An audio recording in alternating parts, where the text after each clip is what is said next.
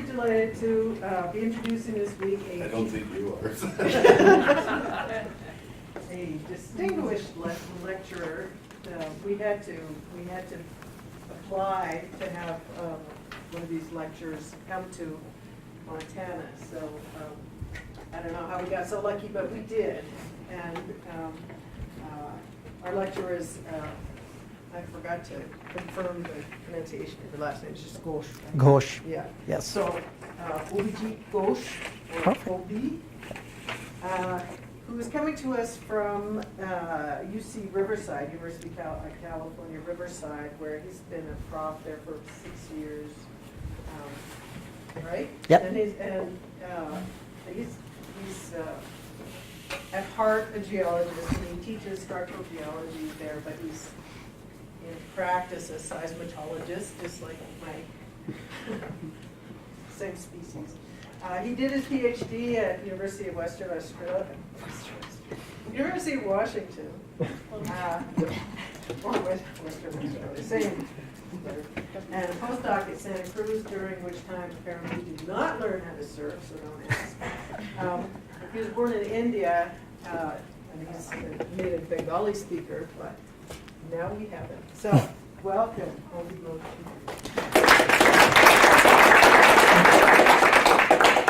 Thank you, Colin. Very generous introduction. And thank you for inviting me. I have never been to Butte before. So it's a very unique historic city. I'm really enjoying my stay here. So thank you. Yeah. The way I like to give talk is that I like to be a little interactive. So when I'm talking, if you don't understand anything, or you want me to repeat, or you have a question, raise your hand. I'll stop and ask the question before you forget, right? So so it could be very interactive. I like discussion. So do not be shy, especially to the graduate students or undergraduate students. If you don't understand anything, you just raise your hand and I'll stop. So interrupt me, please. And today I would like to talk about how fault behave very differently. And the way I would like you to think as if like a fault shifts gear. Sometimes it can go really fast, sometimes it can go really slow. And my research goal, kind of overarching research goal, is to kind of understand what physics underlying them. So what physics control this wide spectrum of fault behavior. And I'll explain what I mean by that. But before that, I just would like to apologize for the technical issues and the delay. There would be some, I know it happened before, there would be some formatting issues, and some video may not work, so we'll try to work through that. So when we think about earthquake, we think about fast earthquake. So I'll define some of the terminology here, introduce some new terminology. So it's important that we understand what is what. So the earthquake that happened in 2017 or yesterday, so that earthquake would be a fast earthquake. So this guy here. So that's our garden variety earthquake. Okay. Now there is a different kind of earthquake that we discovered not too long ago, actually, when I was kind of a graduate student. I graduated in 2011. And that we called slow earthquakes. It's the same fault, but it slips slowly, and that's why we call it slow earthquakes. So for example, these garden variety ordinary earthquakes, when faults slip, it slips about shear wave velocity, so 2-3 kilometers per second, so really fast slip, right? So it lasts for a very small time, few seconds to minutes if it is really large, but it's really fast. So when I'm talking about these slow earthquakes, I mean fault slipping centimeter per month. So it's really, really tiny slip, centimeter per month. But these slow earthquakes can be really large as 7.5, magnitude 7.5. So a magnitude 7.5, if it happens anywhere in Montana, you will feel it. And it would be hard to stand in that shaking that created by that magnitude 7.5. So it's a large earthquake. Lots of moment, meaning kind of equivalent to energy, is released. But when slow earthquake happen, because it's slow, it radiates seismic energy at a very slow rate. So it does not create that ground shaking. So it's at least actually imperceptible to us, but seismometers can see the seismic signal generated by that. And that seismic signal generated by slow earthquakes, we call it tremor. And I'll show you some example. They look very different. Okay, so it's a kind of a new kind of seismic signal, very complex relative to this ordinary garden variety earthquake, and that is generated by this slow slipping fault. Okay, now because this magnitude 7.5 earthquake, lots of energy is released very slowly, it is also very long duration, right? Because you have to release all that energy. So these earthquakes can last for years. For years. Okay, so earthquake starts, it continues to slip, and maybe after 1.5 years, it stops, releasing the moment equivalent to a magnitude 7.5. So when this slow earthquake happen, there are other types of seismic signal that we see. For example, can we move this guy here? Or is it possible? No? Well, that's fine. Okay. So this is low frequency earthquake. This is very low frequency earthquake. This is ultra low frequency earthquake. And you don't have to remember all this term, but just know that in addition to tremor, there are other types of signal we see during this slow earthquake. Okay. So if we, in the seismogram, I'm a seismologist, so I look at the seismogram. In a seismogram, if you see these type of signal, I know that there is a slow earthquake going on. Okay, so these are all associated with slow earthquake. Some slow earthquakes actually does not have any signal, seismic signal at all. So these are just aseismically slipping slowly, and they are known as slow slip. So just slip, no seismic signal. And all these different types of seismic and geodetic manifestation, so slip, you can see it in a GPS station, but not in a seismic station. But all these different things, different phenomena that we can observe using different instrument, GPS, seismic stations, we use that umbrella term slow earthquake. So all these are just manifestation of slow earthquakes. So when I say slow earthquake, I mean any one of these or some combination of these or all of these. Make sense? How is that different from creep? Yeah, that's a very good question. So creep could also be slow earthquake, but typically creep does not associated ever with any of these seismic signal. And also creep typically we see only at the very shallow level. We do see some creep rarely at deeper part, but they could be actually in the spectrum of fault behavior. So here's a creep. And my next point would be, we see many other things like creep. We see after slip. So after a large earthquake, fault slip slowly. We call it after slip for days actually. Then there's earthquake swarms. So lots of earthquake, but it's not a main shock aftershock sequence. It's similar magnitude, lots of events in a cluster in time and space. So swarms, often we think that swarms are driven by this slow slip. So slow slip is happening and it is triggering these earthquakes that we call swarm.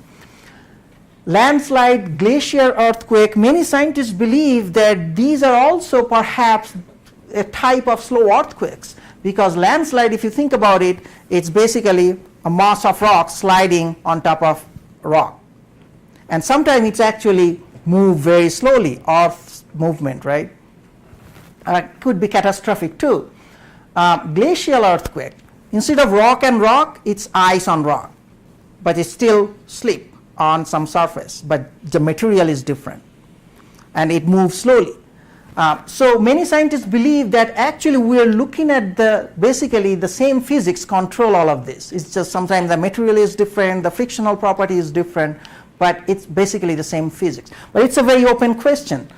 We are still kind of understanding this, and this was 15 years ago, this does not exist, meaning that we didn't know that this exists. So it's a very, very new phenomenon, a very active field of research.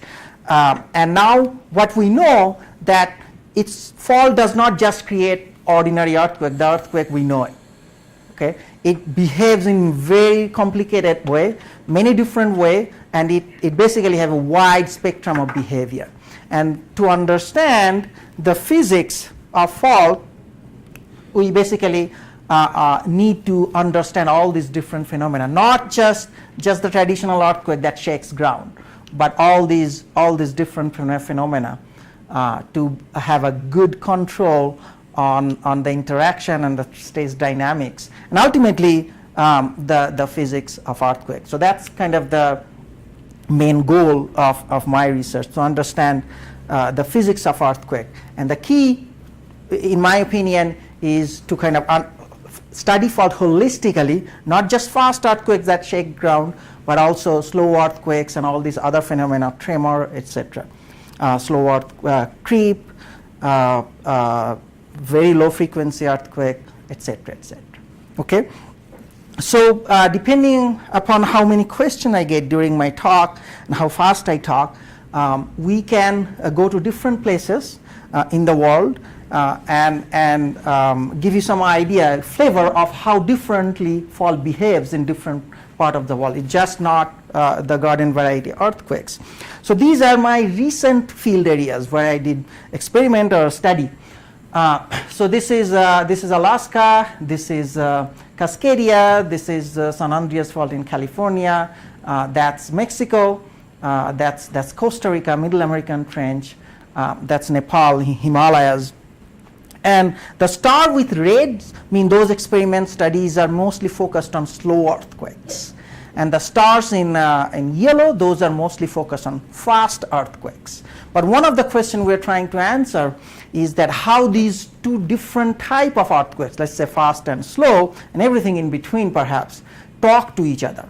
We know they do. We know that one communicate with others, but we just don't know exactly how. We don't know the mode of communication. So that's kind of one of the key questions that I will attempt to answer, not in this talk perhaps, but kind of overall research-wise. So I plan to stop on Cascadia, then perhaps go to Aleutian Island, and then if we have time, perhaps talk about Southern California faults, and lastly, we can go to Nepal in the Himalayas to talk about the Gorkha earthquake that happened in 2015. It's magnitude 7.8, very interesting earthquake. So again, it's kind of arranged in the priority order, and almost in all talks, I never finished, I never go to all these places.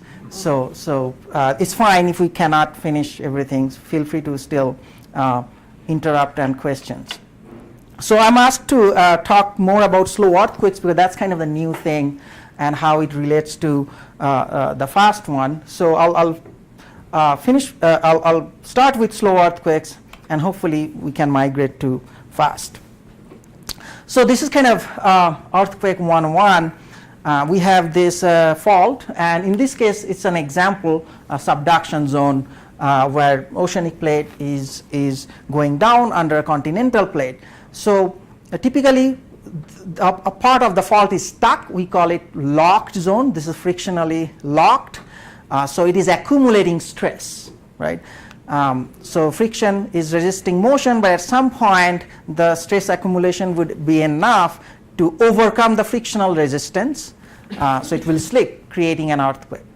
So that's our traditional earthquake, fast earthquake. So it sits there for a long time locked. For large earth faults, it can be hundreds of years, thousands of years, and then it slips very quickly, few seconds to minutes, and then again sits for 100 years or more.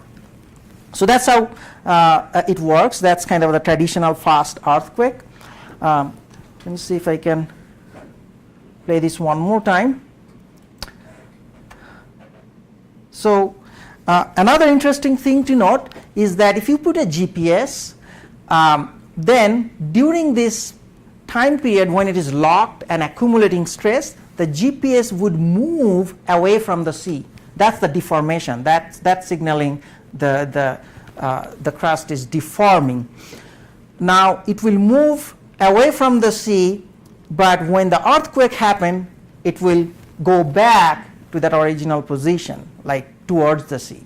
So that would indicate, if you are looking at the GPS data, that there is a slip on this fault plane, right? So that's kind of important to remember. So that's our fast earthquake. That's what happens, and this is called seismic cycle.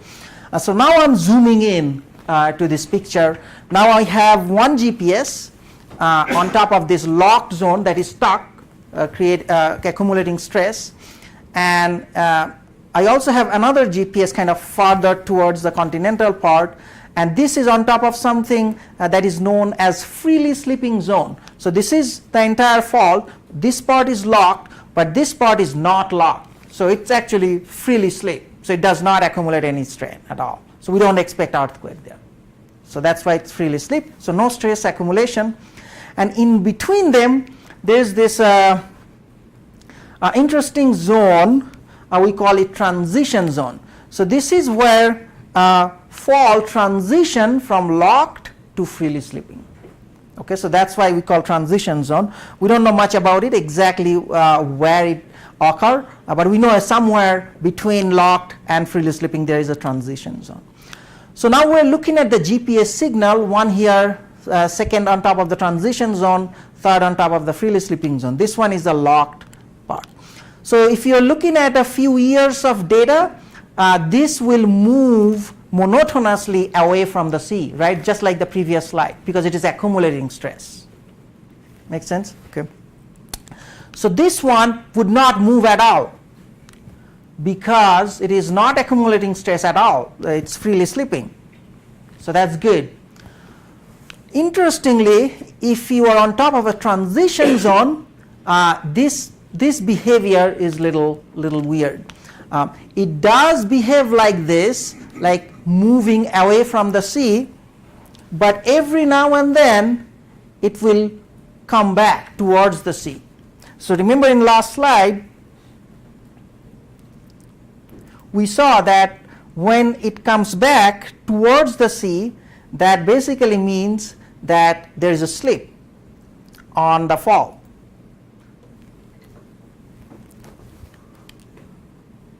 So it is moving away from the sea, just like accumulating stress, then it slips.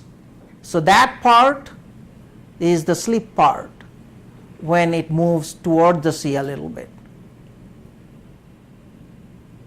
So there you go.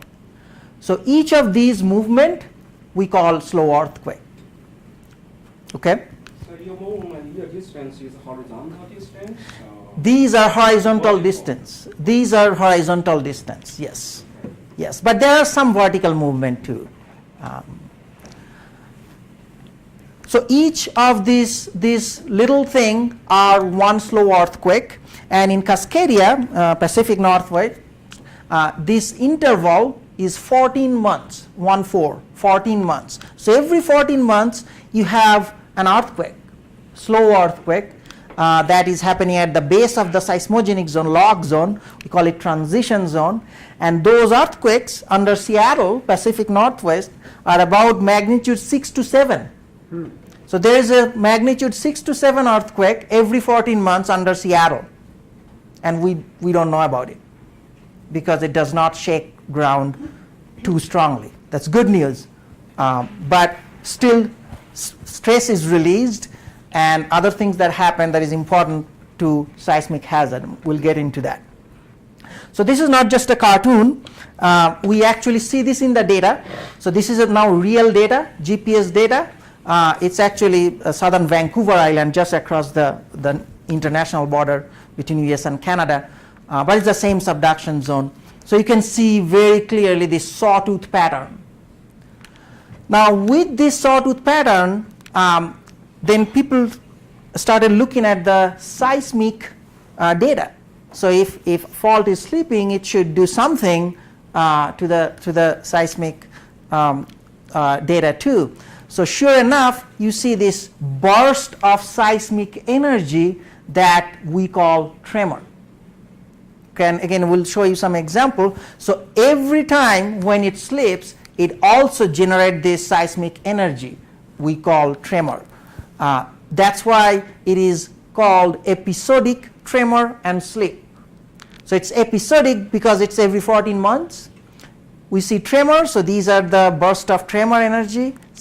You can see it in seismogram, and slip you can see it in GPS. So episodic tremor and slip, in short ETS. Yes. So that duration when you have one of those resets on your sawtooth, Right. This one. is that about a month or something? About a month. Yes. Very good observation. Yes. So each of these actually lasts for a month. This magnitude 6 to 7 earthquake. And depending upon where you are in Cascadia, this interval and duration changes. So the interval varies between 6 months to 20 months. Okay. Yes, please. Does that interval change depending on how far you are from the subduction zone? No, that's not dependent on the but it is probably dependent on the geology along strike on the subduction zone, because we see different parts of the subduction zone along strike have different interval, and different parts of the world in other subduction zones they have again different intervals. But also probably it does matter whether what's the subduction velocities, what the convergence rate is, things like that. Okay, but a very good question, yeah. So let's look at the seismic signal, because that's what I look at to study. So this is your garden variety earthquake. That is the earthquake that we know of. So typically what we see, this is 10-second signal, so it's a very short duration signal, small local earthquake.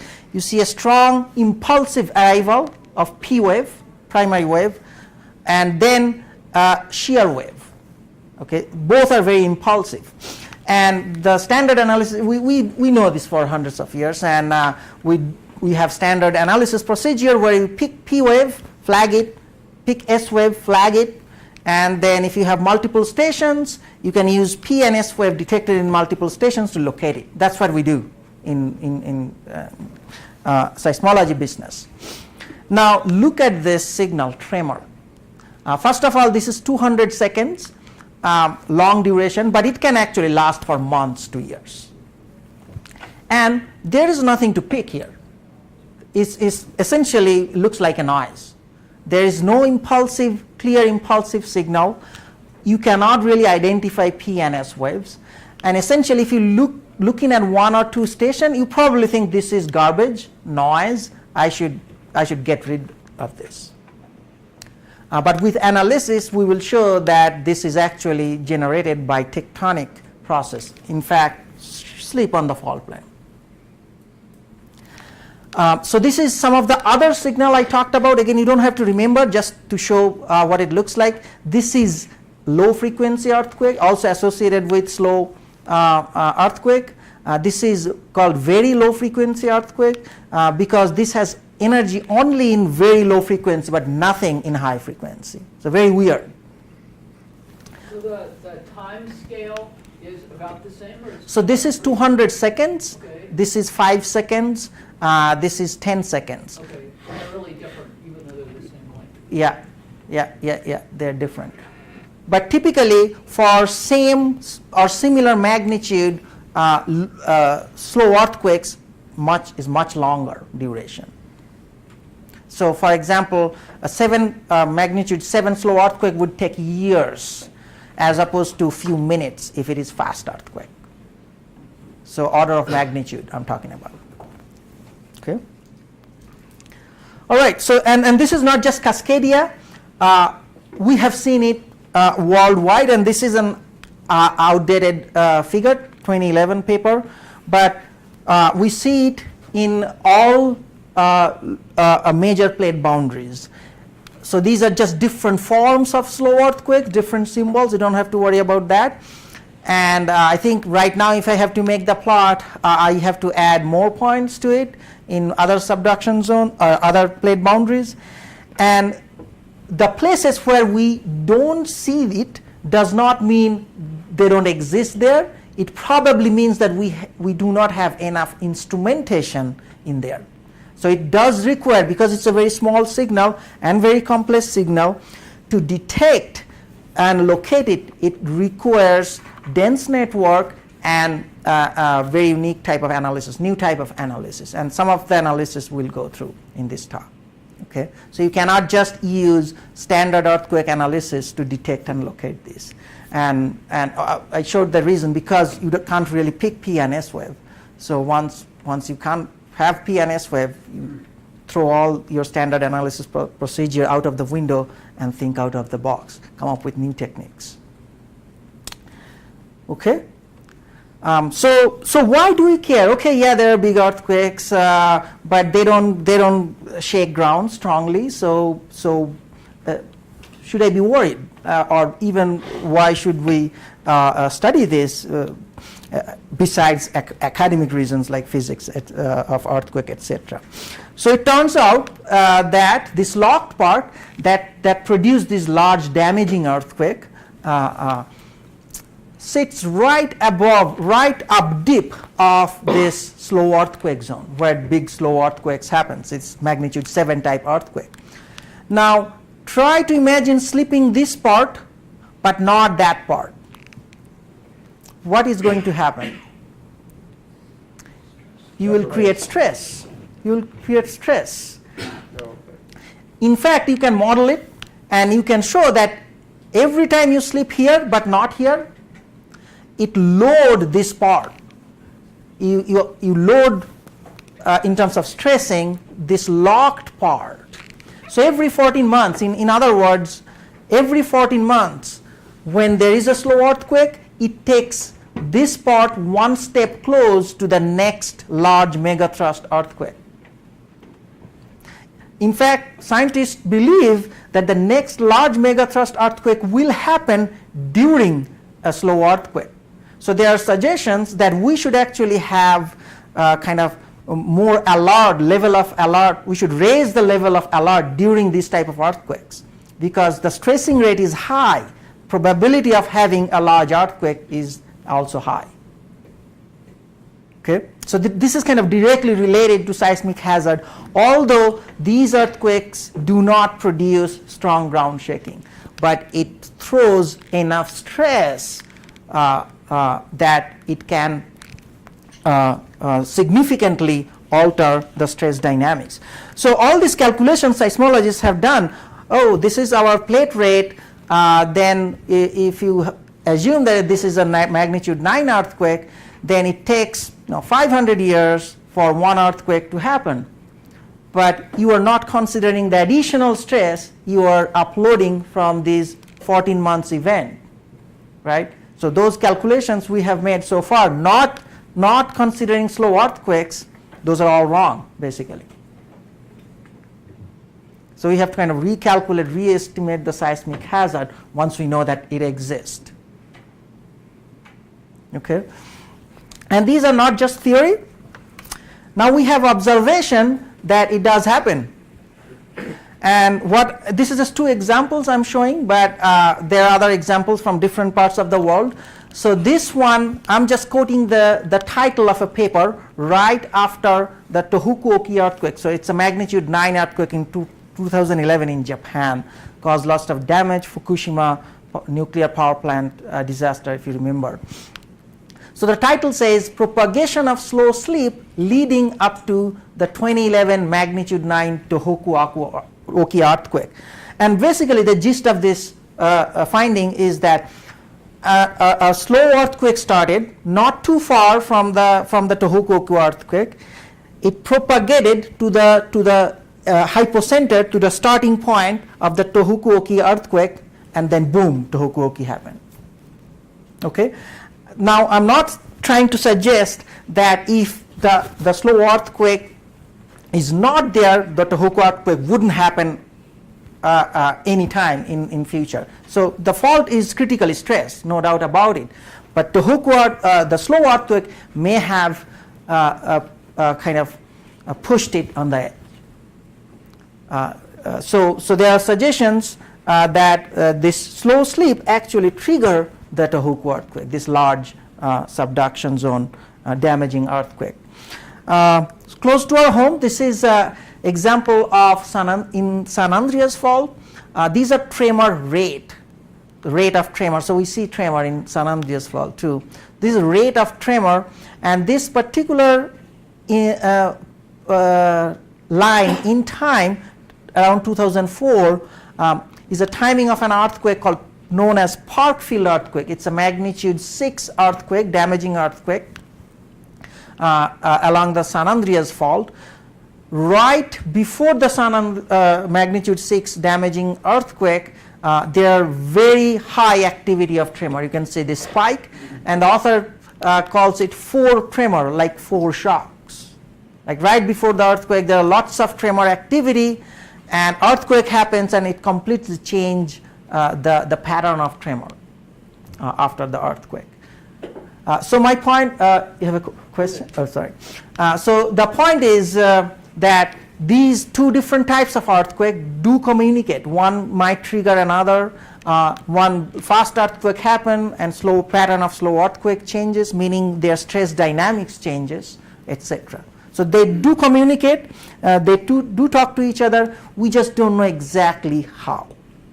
Yes, please. So the sketches you were showing were subduction zone earthquakes. Yep. San Andreas is a strike slip. That is correct. Subduction. Yes. Type fault. That is correct. The same mechanism works in both kinds of faults, or is it a bit different in those 2 different environments? Same mechanism works. Yes. So faults is a shear slip on the fault plane. Also shallower. I mean, generally the San Andreas is not really 40 kilometers deep. Yeah, seismogenic zone is in San Andreas Fault is for 20 kilometers or so. But yes, it's basically shear slip on the fault plane and governed by the friction, different frictional property along the fault plane. So, for example, rate and state friction laws are very useful to kind of model these. And based on that, basically you have a zone in the fault that is called velocity weakening, and that produce this large damaging earthquake, fast earthquake. And then there is this part of the fault that's called velocity strengthening that should not produce any unstable rupture like earthquake.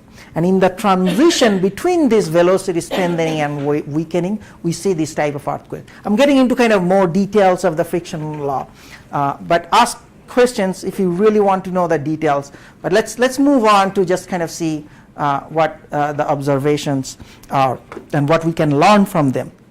So basically, the overarching question here is that how does slow earthquake fits into the overall seismic cycle? That's really the question that we are trying to ask.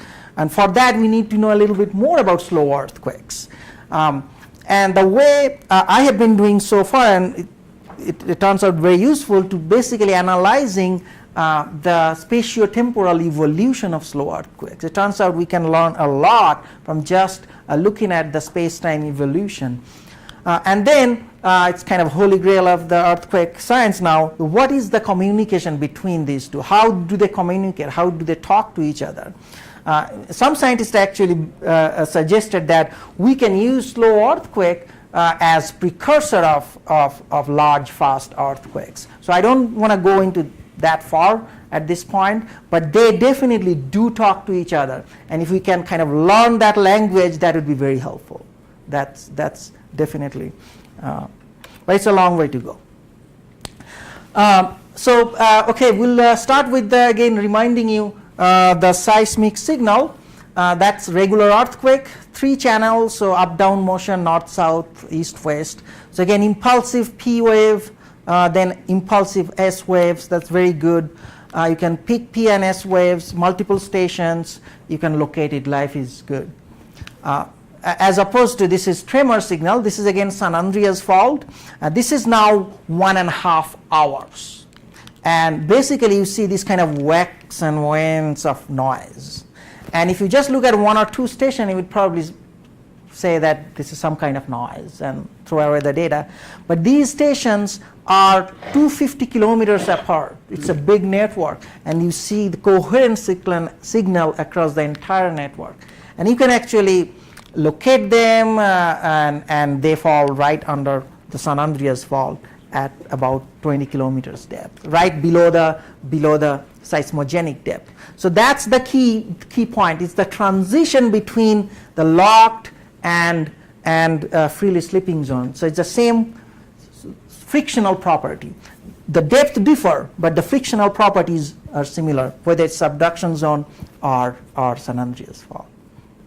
Yes, please. So you're just monitoring the vertical signal or as well as the horizontal? All signal. This is, I'm plotting, I can't remember what I'm plotting, but I'm plotting one channel, but it does show up in all channels. Okay. All right, so now that we kind of covered the basics, and it's already late, so let's go to Cascadia. Cascadia would be the most important actually for this purpose. So just to remind you, Cascadia, not too far from here, Pacific Northwest, we have one De Fuca plate, oceanic plate subducting beneath a North American plate. And we'll study kind of this area which shows a lot of tremor activity, prolific slow earthquake activity actually in this kind of near Seattle, Olympic Peninsula part. Okay. When I was a graduate student, I saw this signal, and there's no way we can use standard earthquake techniques to detect and locate, so we have to come up with a new technique, kind of think out of the box. So I came up with a technique to automatically detect and locate this type of signal, slow earthquake signal.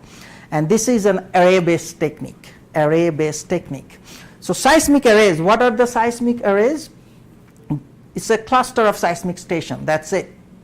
But since it is a cluster of seismic station, they are typically very coherent. They see the same signal, very coherent signal, and you can use that coherency to extract some additional information. Also, this is possible because of the advance in technology. Seismometers are becoming cheaper, computers are becoming cheaper, etc. So these are some example of the array in different scales. So this is like a continental array. So each of these triangle is one array. So it's kind of, one seismic station. So if you combine in this scale, continental scale, this is a cluster of stations, and we can actually use them as an array. This is a regional array. This is across perhaps 5 kilometers or so. So again, cluster of station in a regional scale. This is a very local scale array. So this is across about like 1 kilometer. So each red dot is one seismic station. So I use these cluster of station known as arrays, seismic arrays. And the way it works is, without going into the math and all these technical details, let's think about radar antenna. So seismic array, I use seismic arrays like radar antenna. So you see these things that kind of rotates in airport or boat and kind of scans the atmosphere for signal from the aircraft. It's something like that. except that the array radar, it scans the subsurface and looking for seismic energy. So whenever it sees seismic energy, it captures it, locates it, detects it. So that's basically what it does. Now, if you have a radar antenna, it can actually tells you from which direction that aircraft is coming, right? So same thing with seismic array, I can tell which direction the source is radiating the seismic waves from. Now you can imagine if you have multiple radars that are trying to get the signal from the same aircraft, you can actually triangulate and locate it, right? So for example, you detect this aircraft from this radar, detect that one from this radar, and you can actually triangulate to pinpoint the location of that particular aircraft. We do that all the time. And in fact, if you continuously monitor it, you can actually track this aircraft. There are websites right now you can log in and track different flights that uses essentially this technology. So I do the same thing except that I use it for earthquakes, and I scan the subsurface. So what I do, so these are my arrays, my kind of radar, and I use an analysis called beamforming analysis that gives me something called slowness. So it's like a vector that is pointing to the source of the seismic signal, whatever that may be. Okay. So once we do that in multiple array, you can basically ray trace it or triangulate it, if you will, and get a location in 3D. So that's how we locate. I don't use any standard earthquake techniques at all. You can also use single array with some assumptions, but better multiple array. So I call it beam back projection technique. So that's a technique I developed because I don't have any P and S waves. And the beauty of this method is it does not matter what the signal is or where it is coming from, whether it has P wave or S wave, it does not matter. If it generates seismic signal, it will detect, it will locate. It's up to you to figure out what it is. But it does not matter whether you have P wave or S wave, you do not need to flag anything. So it's very, very kind of automatic, autonomous, and it detects way more seismic events than any standard method does. Okay, so I did this little experiment in Olympic Peninsula. Did I do something? No. Just say okay. Okay, so each box here is one seismic array containing 15 to 30 seismometers, seismic stations. So basically I dealt with 400 channels, 180 stations, 3 component. It's a big kind of data set.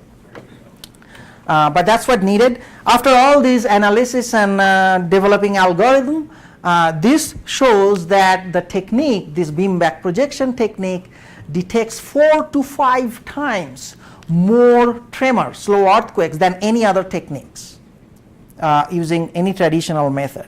Okay, why? Because array stack seismic signal and it increases signal to noise ratio. If you look carefully, you will see that this red line is visual estimates, things that you can see visually when you are looking at this seismogram. I detect more than what we can see. And when I first look at the result, I said there must be something wrong with my algorithm. But actually that's not true. There is nothing wrong with the algorithm.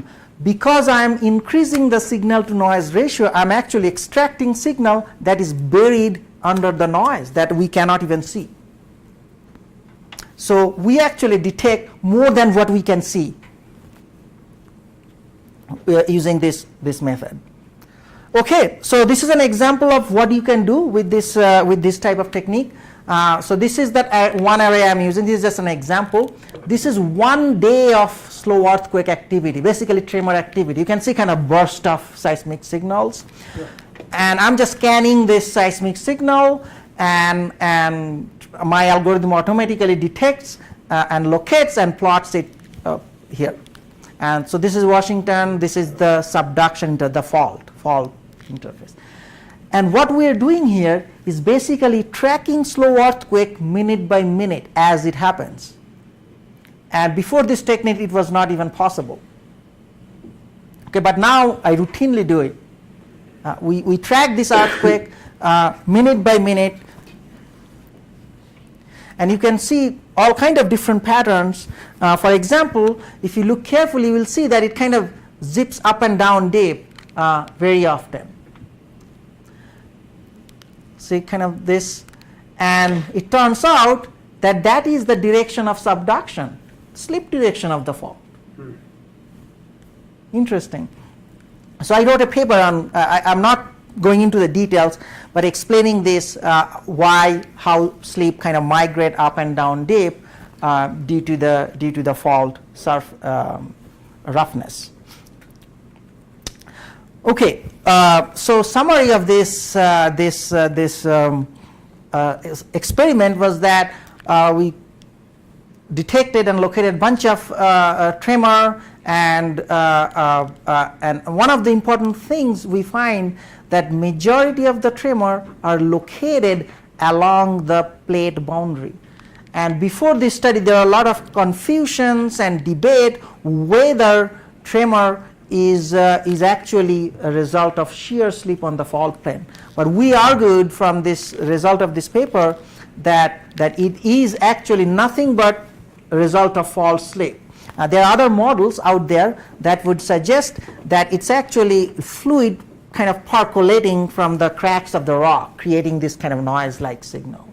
And that was actually a Nature paper before I published this paper. But based on this study and some other studies from different parts of the world, I think earthquake science community now believes that this is actually the true model. It's nothing but slow slip on the fault plane. And those results are due to the fact that tremor is very hard to detect and locate. So previous researchers, they couldn't locate the tremor very well. So they are kind of distributed all over the places. And based on that, their interpretation was obviously wrong. With those other. No, these are just regular fast earthquakes. So those, if I have not plotted it, but those earthquakes, tremor would kind of, would be a big blob surrounding the entire region like this. But now we believe that that's a mislocation of tremor just because it's very hard to locate. Okay, so in summary, tremor actually, a slow earthquake also behaves very differently in different time scale. So fault behaves differently, fast earthquake, slow earthquakes. When it comes to time scale, because time scale matters when we talk about slow earthquakes, where it's a long duration. When you look at smaller time scale, let's say a few minutes, it zips up and down deep at a velocity you drive your car on highway, right? Like 60, 70 miles per hour. So it kind of zips up and down deep. That's how kind of fault slips. And if you look at days, few days to weeks, it actually slowly migrates along strike, transferring stress. It's kind of stripping off one part of the fault, transferring stress along strike, and then stripping off another part of the fault, transferring stress. So each of these are actually one big paper, so I'm not going into the details. And then when you are talking about like a week, let's say a month-long time scale, you see these patches of moment release. Even though you can see tremor in a very kind of wide band-like region, there are very small patches that releases majority of the moment, majority of the energy in terms of tremor. So we think it's actually results of asperities, heterogeneity in the fault. So this is the model I came up with. There are other models out there, but many researchers think this is a very good model, and there are numerical model that has been done based on this model that also support this idea. So this is what is happening in my opinion. You have a locked zone where you produce this large, big earthquake. It sits there for 100 years and then slips, fast earthquake. Then you have this freely slipping zone down deep. It's always slipping, not accumulating any stress at all. And in the transition zone, you have this kind of background of steadier seismic slip. So this kind of orange region, it slips all the time steadily, not produce any seismic signal. But embedded within that zone, this steadier seismic slip, you have patches, what is known as asperity patches, sticky patches basically. So when it slips, and this does not slip because it's sticky, it basically loads these individual patches, stress it. But at some point it will slip and produce the seismic signal known as tremor, LFE, VLFE, and there are various reasons why one patch would produce tremor signal versus LFE or VLFE, etc. So we think this tremor and slow slip is basically a result of kind of this type of heterogeneity in the transition zone. So it's governed by the friction. So summary in Cascadia is that beam back projection can detect and locate tremor in very, very high resolution. And studying those, we can learn a lot. And we learned a lot by just using those type of spatiotemporal analysis. Slow earthquake behavior is time dependent. Depending upon what time scale you look at, you see different things. And all those informed us in terms of physics of slow slip. And based on these observations, we think frictional heterogeneity in the transition zone is basically responsible for all this complicated behavior. With that, I think I'll stop here and take any questions I have. Yeah, and yes, please. So what fundamentally predicts where the transition zone meets the lock zone? Yeah, that's a good question. We think temperature is an important factor. Fluid, presence of fluid is also important factor. That again depends on the lithology. So whether the rock contains fluid or not. For example, serpentinite is a rock that contains more fluid. And there's a metamorphic reaction from eclogite, basalt eclogite, that releases fluid. So all those different factors, and there are other factors too, that determine where that boundary is. And probably those boundaries are not a sharp boundary, they're kind of a gradational boundary. So pinpointing exactly where that starts and that ends is a challenge. In fact, I think we can use tremor to demarcate the down deep end of the seismogenic zone. That has big implications on seismic hazard. For example, we know that if we use that, we use the tremor location, then the down deep edge of the seismogenic zone come much closer to Seattle. As opposed to if you use thermal modeling and all this fluid and metamorphic reaction. Those are models, and depending upon who models it, it kind of shifts a little bit this way or that way, right? But if you use tremor, which is just direct observation, then I think it makes more sense to use tremor to demarcate the boundary of down deep edge of the seismogenic zone, which has significant implications on seismic hazard. Yes? So if you've got this gradational zone between the freely moving part and the locked part, do you see a change in the frequency and intensity of tremors as they move up dip? Yeah, that's a good question. So no is the answer at this point, but it's also very hard to evaluate accurately, because there are so many factors that may change between the one end of the fall to another end. For example, travels, it may travel through a different velocity structure, it may travel to a different attenuation structure, and all these things may alter the seismic signal. But when we do analysis, we typically assume the same structure, and that's because we don't know enough about the structure. So yes, we do not observe any significant difference between, let's say, down dip tremor and up dip tremor, but that doesn't mean that there is no difference. If there is a small difference because of the heterogeneity in the structure that we do not know, it may happen that there are some small variations. Yes? So for each of those tremor events, are you just looking at how much time on the seismogram does each of those events represent? Is it just a few seconds or minutes or? Yeah, good, very good question. It actually goes back to kind of the definition of tremor. Like, how do you define tremor? How do you define a start time, which is very easy and common in earthquake. So the way I do it, I use a sliding time window. I'm not looking at the data at all. I'm just using a sliding time window overlapped. And in this particular example, I use 5-minute time window.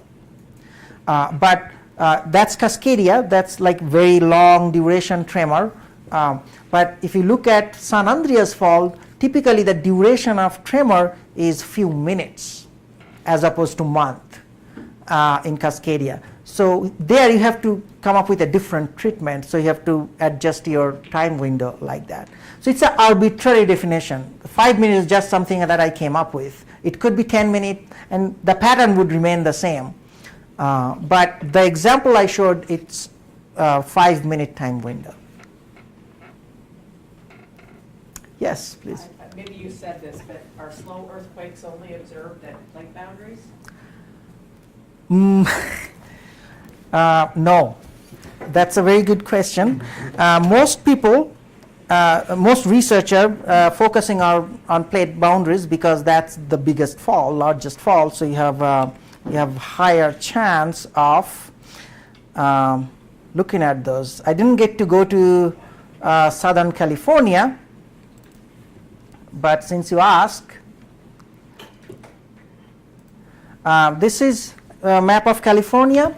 We have this big San Andreas Fault, and we are all waiting for the big one in southern San Andreas Fault. It is overdue. It's supposed to happen in 2007. It didn't, so it can happen anytime. So that's the plate boundary.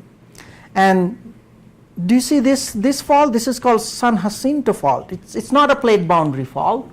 It's a smaller fault, much smaller fault, but still produced large earthquake in the past. That means it will produce damaging earthquake in future. So we wrote a paper. Ali Hutchison is my grad student. 2 years back, in a particular area in San Jacinto Fault. So that's San Andreas, that's San Jacinto, where we find tremor. So this is an example of tremor in San Jacinto Fault, which is not a plate boundary. These are the locations of the tremor. And the interesting part about this particular area is that this area is known as a seismic gap. So you have lots of micro earthquakes here, lots of micro earthquakes here, but this one is incredibly silent in terms of micro earthquakes. So we think that this is a seismic gap and it's ready to go, ready to rupture. And we, 2 years back, we found tremor here, and there's like big news article and headlines, because it means that the earthquake will happen sooner than we expect, because we have to calculate all the stress that I'm upthrowing because of these slow earthquakes that we recently discovered. So to answer your question, this is an example, but a rare example of a non-plate boundary fault where we see tremor. But there is no reason, absolutely no reason why a non-plate boundary fault won't have tremor or slow earthquake. It's fault physics, and whether you are on plate boundary fault or non-plate boundary fault, like here, it's governed by the same physics. So it can happen, definitely, I think. But we mostly study large plate boundary faults because those are large and hazardous, etc. And also we just started studying this in 10 years or so. So there's a long way to go. But I would expect any fault experiencing this type of events. I have a question. Yes, You showed please. that really cool video of Yeah, the the tremor tremors migrating, lighting up right. and migrating. The nature or the location of your arrays, did that allow you only to collect that zone of tremor? Or No. are we seeing all of the tremor All of that's the tremor. happening Yep. on the whole field of view Yep, there? So yep. it's really a very narrow part of the subducting slab. Yeah, when you are looking at those a few second time scale, yes, that's true. In few second time scale, you are only rupturing a very narrow part of the fault. But when you give it a few days, you kind of fill up the area, and now all these different colored dots are actually tremor, but now it's like about a week or so. I was just wondering if your array can detect outside of the broader zone, in fact. Like here or here Well, or here. So yes, north and south. yes, So even so, you still have a restricted band of tremor even over the 10-day. this is because this is probably because I cannot see tremor beyond kind of this point, just because it kind of not Well, yeah, so that's what I was wondering. So that Right. your array of arrays has to a be foot. right on top of. Yes, so typically one array can see 50 to 100 kilometers from its footprint, and beyond that it won't see much, and it depends on the amplitude of the tremor too. But that's kind of the standard number that we use. So yes, this part probably there tremor here or tremor out there, but I don't see it. But in this scale, if there are tremor here or here, I would definitely see it, but it's just not there. So in this time scale, it's fine. That time scale, perhaps we are missing some up and down dip. I just don't know. Yes.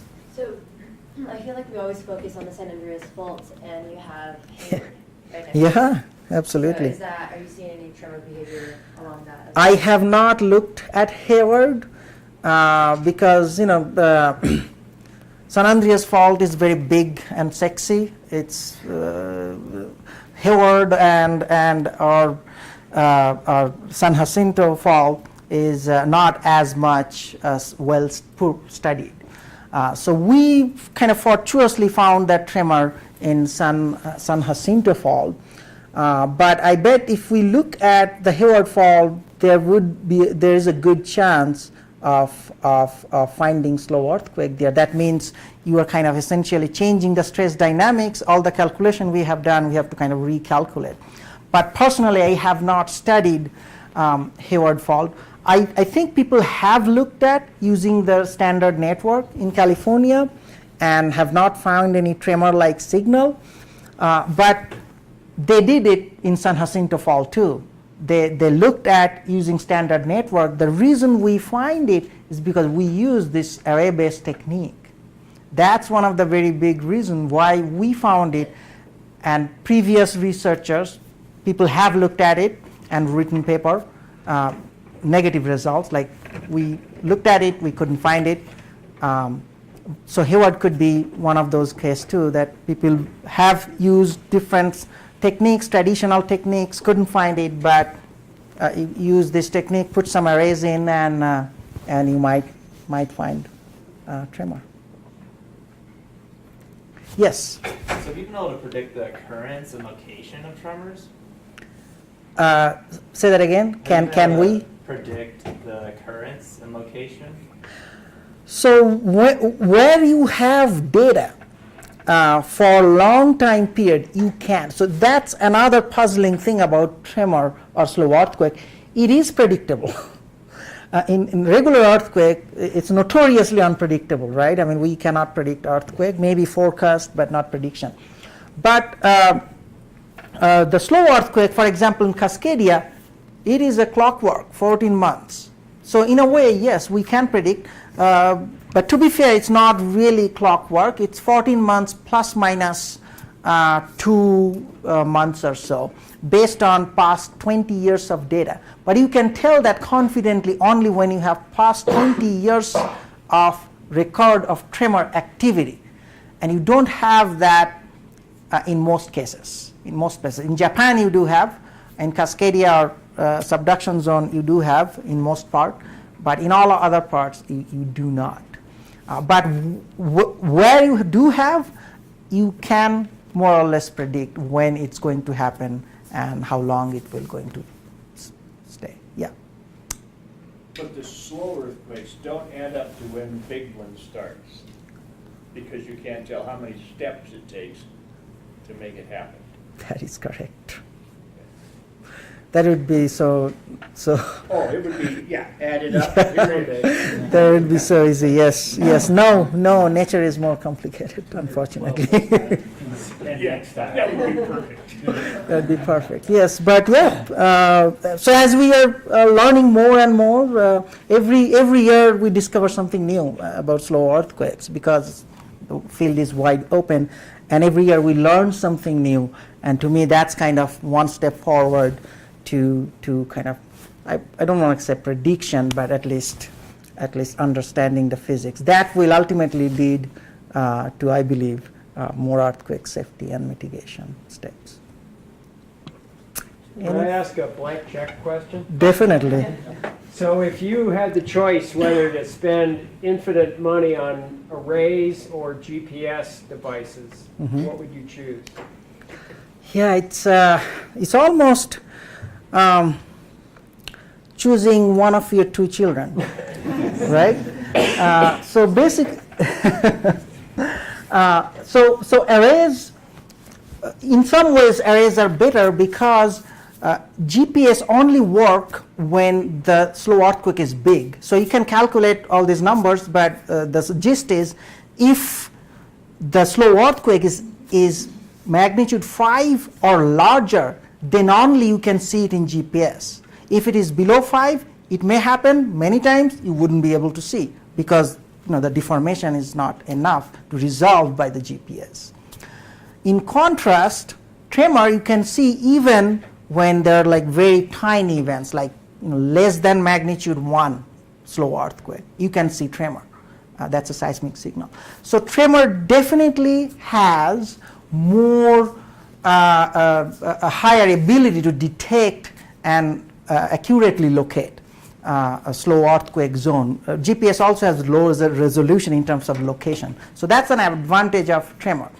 But the disadvantage of tremor or seismic signals when it comes to slow earthquakes is that it only consists of a very tiny portion of the moment or kind of equivalent energy. To give you an example, if you calculate the moment released by all the tremor, it would be less than 1% of a magnitude 7 earthquake. Less than 1%. So majority of the moment is released aseismically. Tremor is kind of our guide, our flashlight, which we use to see where and when tremor is happening, sleep is happening. But majority of the energy, if you will, but technically it's moment, is released aseismically. So GPS can pinpoint that number. That is it 6 or 7 or 6.5. So both are important, but I strongly believe that we need to kind of take the next step from the standard traditional network of single stations. We need to move from that, and the next step, kind of, it's a national infrastructure question, really. I mean, ultimately policymakers will decide that. But the next generation infrastructure, seismic infrastructure would be arrays. Instead of one station, put one array. And it doesn't have to be expensive all broadband array. It could be just cheap seismometers. You can buy seismometers that record tremor using just $1,000. Raspberry Shake. I don't know if you know about Raspberry Shake or not. But yeah, it's a cheap seismometer, $1,000, can record tremor. I started off with this experiment I was telling Mike, with geophone, like industry-style geophone. I think you can buy those $100. So I think that is kind of the future of seismology. When you are thinking of kind of long-term building national infrastructure in terms of earthquake, we should think about array rather than kind of traditional single station network. How do you feel about that, Mike? Like if you We're have to- still struggling to get single deep sensors. But you don't have any smoke paper records anymore. I've got hundreds of geophones. You just gotta get them hooked up and digitized and. So that's that little animation that I showed. That's actually entirely out of geophone data. All those cheap seismometer. Yeah. You need enough data points to add them up to significant masters. That is correct. So it doesn't have to be expensive. That's my point. So whenever I talk about arrays, this is too expensive.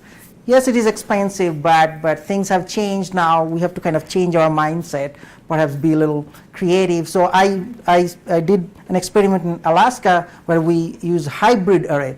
So there's one broadband station at the center, and surrounding it we use kind of small, cheap seismometers. So it's not, in terms of money, it's not very different. But instead of one station, now you have like 15 stations. And you can do all these different things that you cannot even start thinking using a standalone station. So, Cool. Should we give him a break? thank you.